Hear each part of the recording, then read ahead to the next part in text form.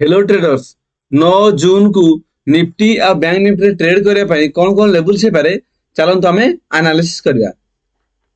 चलतु प्रथम देखा निफ्टी निफ्टी जदि आम डेली कैंडल को देखा मार्केट आज जो भाई ग्रीन कैंडल होगी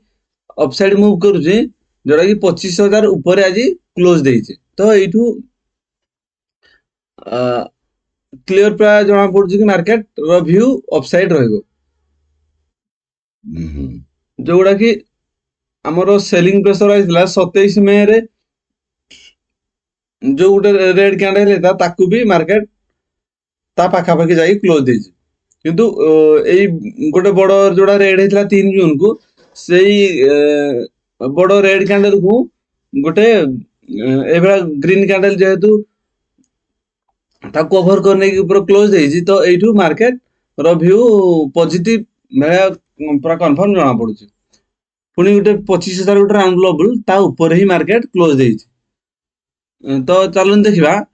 15 मिनट टाइम फ्रेम रे आम कौन कौन लेवल से पारे। जदि 15 मिनट टाइम फ्रेम रे आम देखा मार्केट आज जो भाया मूव देइछि 25,000 ऊपर ही आज क्लोज देइछि। तो जदि market just gap down area रे ओपन होछि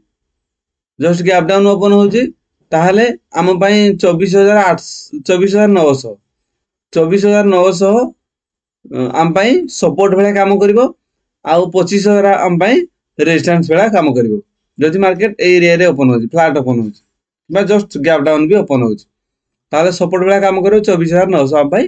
सपोर्ट भाया काम करिवो। जदि मार्केट बहुत बड़ गैप अप ओपन हो जाउछि जोड़ा कि 25,000 ऊपर 25,000 ऊपर जदि गैप अप ओपन होछि ताहले 25,000 सपोर्ट भाया काम करिवो आउ 25,100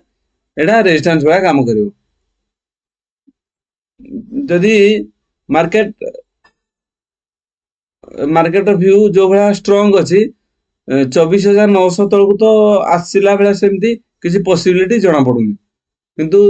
24,900 ऊपर जदि एरिया रे गैप डाउन जते गैप डाउन होले भी एरिया रे किंतु 24,900 ऊपर जदि मार्केट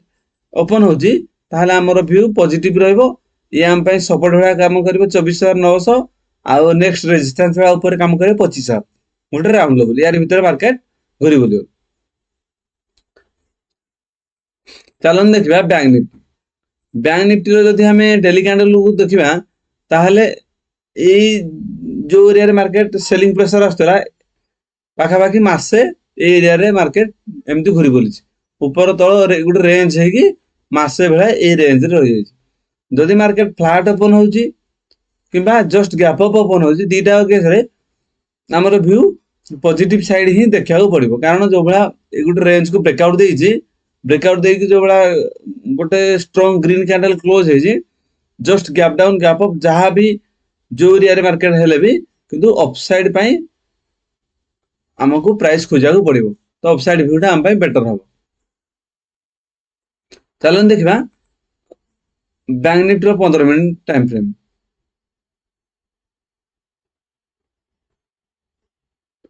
जदि हमें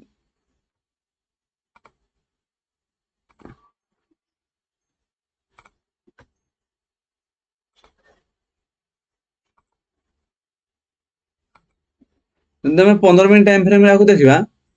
ताहले मार्केट कौन करिछि ना 56,500 गोटे राउंड लेवल ऊपर मार्केट क्लोज देइछि हमरो नेक्स्ट रेजिस्टेंस वाला काम करथांदा 56,000 आम पई स्ट्रांग रेजिस्टेंस वाला काम करथला एग्जैक्ट कौन करिछि मार्केट हमरो 10टा बेले जो गोटे रेड कैंडल हेछि ए रेड कैंडल 10टा बेले हेछि एग्जैक्ट से 56,000 ठू गोटे सेलिंग प्रेशर आछि आसी रेड कैंडल सेलिंग प्रेशर आसी कि एग्जैक्ट सपोर्ट 55,500 रे क्लोज देला। तो किंतु नेक्स्ट कैंडल मार्केट जो बड़ा स्ट्रांग ग्रीन कैंडल हेगी एकाधरे 56,000 को ब्रेकआउट देगी मार्केट ऊपर को पड़ेगा। तो एठी बायर सेलर सेलर 56,000 सेल करबा पय चेष्टा कले 10टा एग्जैक्ट 10टा कैंडल रे किंतु नेक्स्ट कैंडल रे 10टा 15 कैंडल रे कौन कर मार्केट सपोर्ट एरिया रे पुणी अपसाइड बाय करी नहीं गले तो एठू बायर स्ट्रांग एठी अछंदी एरिया रे मार्केट फ्लैट ओपन हो कि just a gap down open हो एरिया रे तो आम पाई पॉजिटिव साइन ही देखा पड़ो 56,000 कि 56,500 ए एरिया रे जे कोन जगह रे जदि हम गोटे स्ट्रांग ग्रीन कैंडल देखा जाउची ताहले हमर व्यू अपसाइड रहबो हम अपसाइड व्यू रखा को ट्रेड करा पे चेष्टा करिया जदि ए एरिया रे फ्लैट ओपन हो